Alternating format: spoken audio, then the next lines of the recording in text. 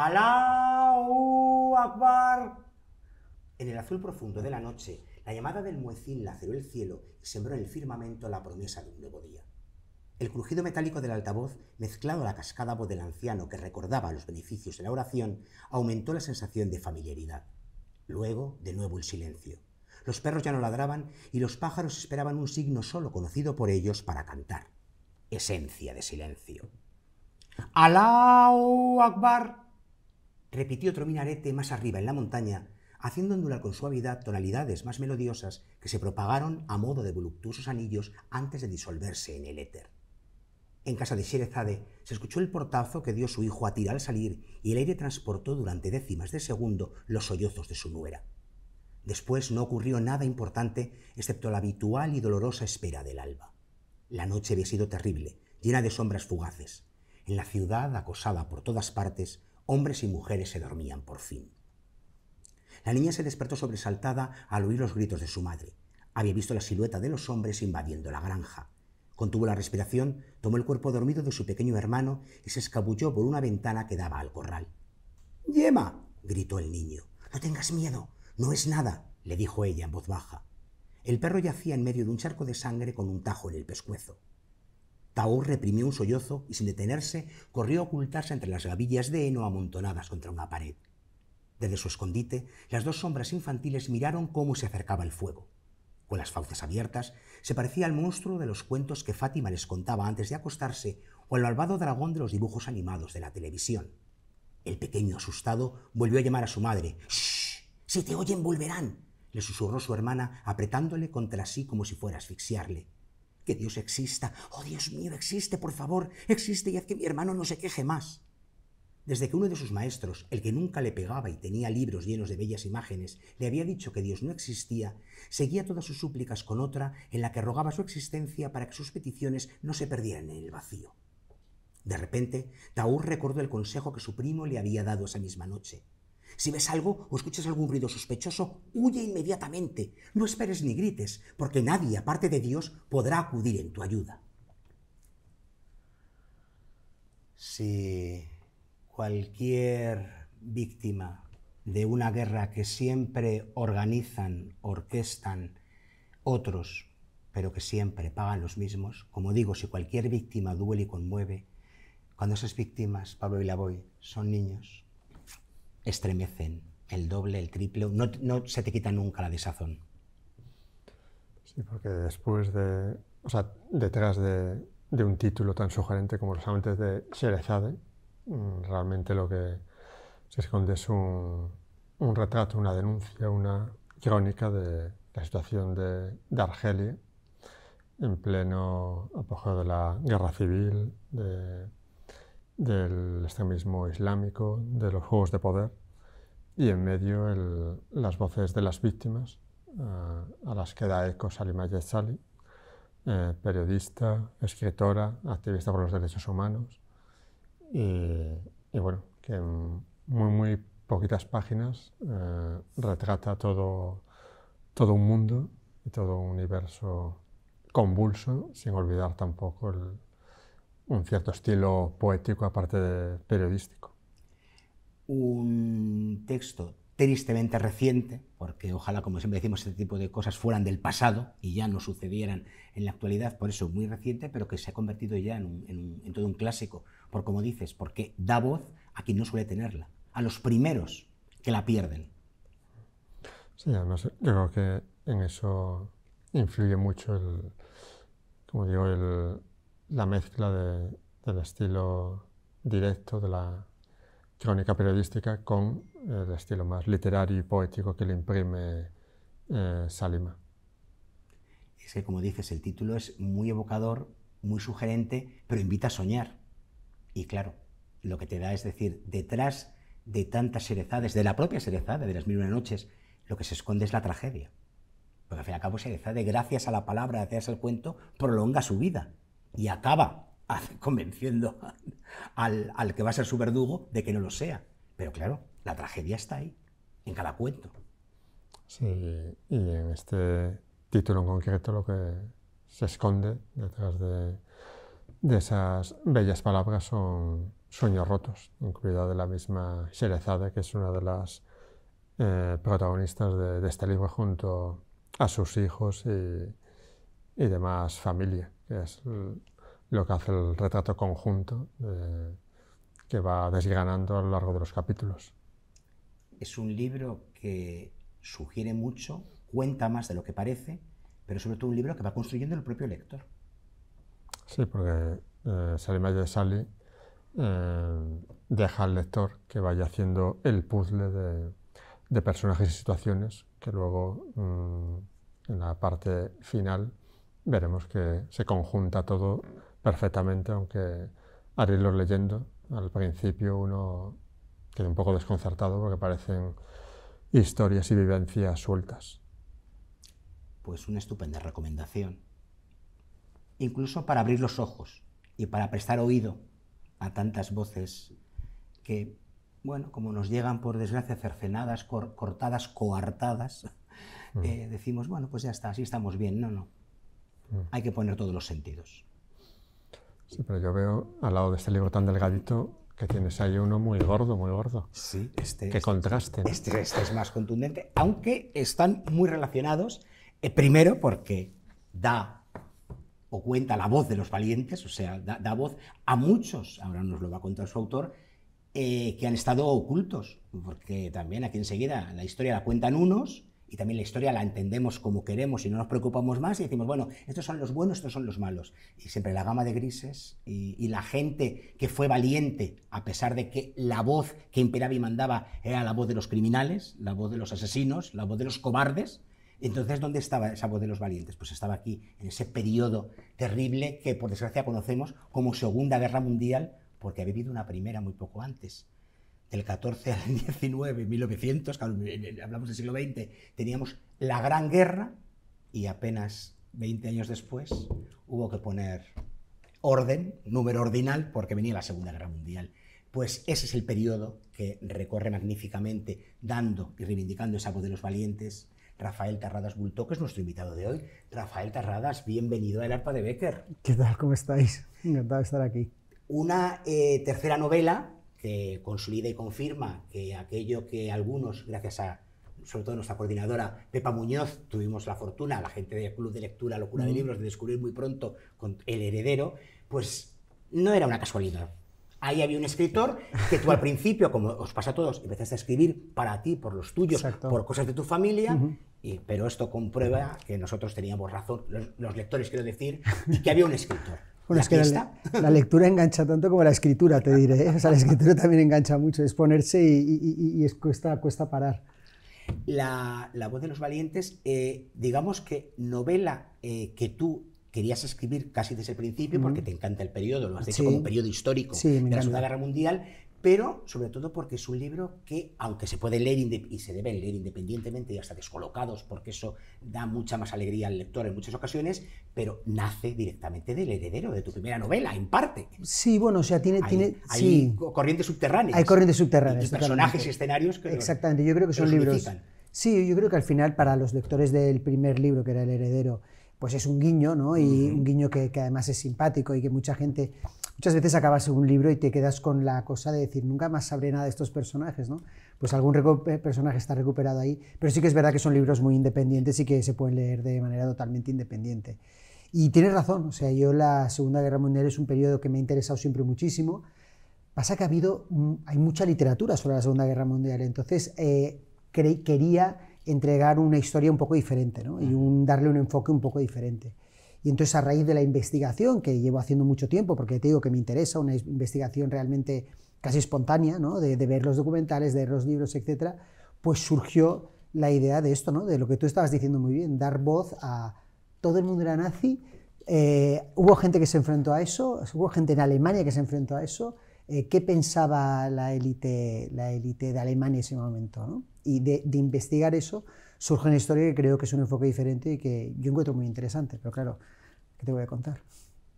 Lo dice uno de los personajes de tu novela, y se ha dicho mucho, y hay que decirlo más, precisamente para eso, para que los valientes y los que no nos atrevemos, al final acabemos convertidos en valientes. El mal triunfa si los buenos no hacen nada? Sí. Y claro, tú hablas de un periodo en el que hubo, por supuesto, muchos malos, y aquel gran libro de un historiador alemán, que no recuerdo ahora mismo el apellido, tan complicado, pero los verdugos voluntarios de Hitler, Sí. pero también hubo mucha gente que hizo todo lo posible por no ser verdugo, sino por todo lo contrario, por ser salvador. Efectivamente, no hubo mucha gente que cuando puso en la balanza arriesgar su vida o hacer lo que creía que tenía que hacer, decidió hacer lo justo, ¿no? Y además piensa que el régimen nazi era muy poderoso y era muy efectivo con la disidencia. Entonces se arriesgaban de verdad, ¿no? Y hay muchos personajes en el libro que lo explican esto, que dicen, yo soy seguro que me voy a morir, ¿no? Y algunos mueren. Por esto, porque dicen, no, pero es que no soy capaz de vivir y pensar que esto se va a acabar y que todo el mundo va a pensar que nadie hizo nada, ¿no? Y ahora que bueno, se sigue investigando mucho esta época, se van descubriendo personajes que salieron y que ayudaron, ¿no? Schindler es a lo mejor el más conocido, pero la lista de justos entre las naciones es muy larga, hay mucha gente, ¿no? que fue reconocida. Y luego imagínate, Óscar, la cantidad de gente que nunca se reconoció, ¿no? Que claro. acabó en campos de concentración precisamente por ayudar y que murió en el anonimato. Entonces, en parte, esto también puede tomarse como un pequeño homenaje a esa gente, ¿no? A decir, oye, no todo el mundo era nazi, ¿no? Cuando ves el nazismo desde fuera te sorprende mucho, porque estas masas de gente, ¿no? que todo el mundo pensaba así, y luego te das cuenta cuando investigas un poco que no todo el mundo pensaba así, que hubo gente que se enfrentó. Luego, lo que pasa es que tú también recuerdas algo en el libro que, por lo que a veces igual pasamos por encima, que eso que en cierto momento, en cierto periodo de la historia, ser nazi estaba bien visto e incluso daba caché. Sí. Y me acuerdo que en la presentación del libro, en la librería Reno, hablamos precisamente de un grandísimo texto de Ishiguro, premio Nobel, Los restos del día, que dio pie a una película que Pablo Vilaboy y yo adoramos, dirigida por James Ivory, y ahí se demuestra cómo el nazismo en gran parte se fomentó y fraguó, entiéndase lo que quiero decir, en las grandes mansiones británicas. Sí, claro. A ver, piensa que había una parte muy importante de la sociedad que lo que veía como una grandísima amenaza era el comunismo, ¿no? Efectivamente. El comunismo había roto con una sociedad muy brillante, muy injusta en muchísimas cosas, como era el zarismo, pero era una sociedad que se relacionaba con todo el resto de Europa, ¿no? Entonces la alta aristocracia, la alta política, tal, conocían a toda la gente que sufrió el comunismo y la revolución rusa en sus carnes, ¿no? Entonces, para ellos el comunismo era el demonio absoluto. Y de repente aparece un señor que con mucha firmeza también dice que el comunismo es el demonio, ¿no? Luego pacta con ellos, pero para luego traicionarles. Pero bueno, que de entrada es el muro que crea Europa contra el comunismo. Entonces hubo mucha gente que lo vio como una cosa muy buena, en plan, pues este señor nos va a ayudar. Este señor va a parar este movimiento que hay que pararlo de alguna manera, ¿no?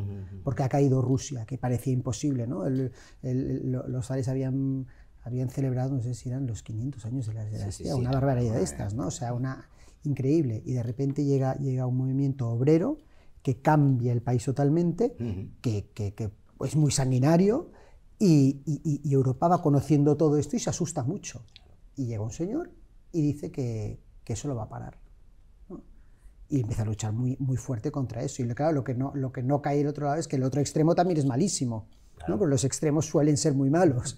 Y ahí tenemos los dos, ¿no? Y entonces hasta que la sociedad abrió los ojos a lo que era el nazismo, que es cuando todos estos ingleses que les encantaba ven como encima de sus casas de Londres empiezan a caer bombas, dicen, ojo, cuidado, que este es el enemigo, ¿no? Hubo casos de nobles británicos que se suicidaron. Porque de repente se les cayó la venda de los ojos, ¿no? Y dijeron, ¿qué ha pasado aquí? Este era nuestro ídolo y de repente nos está bombardeando. Estamos en guerra con él. Ha habido guerras y guerras a lo largo de los siglos. En el siglo XX, imagínate, ¿por qué nos sigue fascinando la Segunda Guerra Mundial? Tanto en cine, en literatura, ¿cómo hemos llegado casi a darle un halo romántico a ese periodo? ¿Por qué? Mira, yo creo que la Segunda Guerra Mundial tiene una cosa clave, que para el europeo es una guerra en casa. Y luego, por otro lado, sucede en un país en el que era inimaginable que sucediera esto, ¿no? Empieza en Alemania, que es el país más avanzado de Europa en ese momento.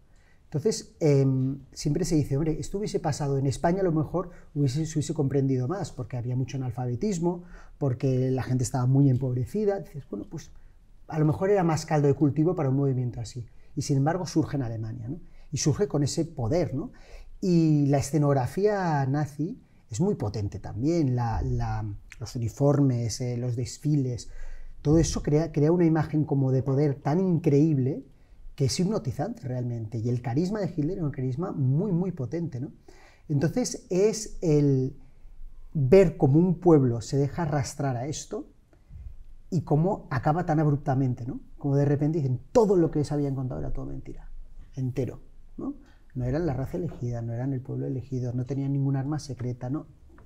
Y Hitler acaba suicidándose en un búnker, bueno, dicen, con su mujer, se suicida a todo el mundo.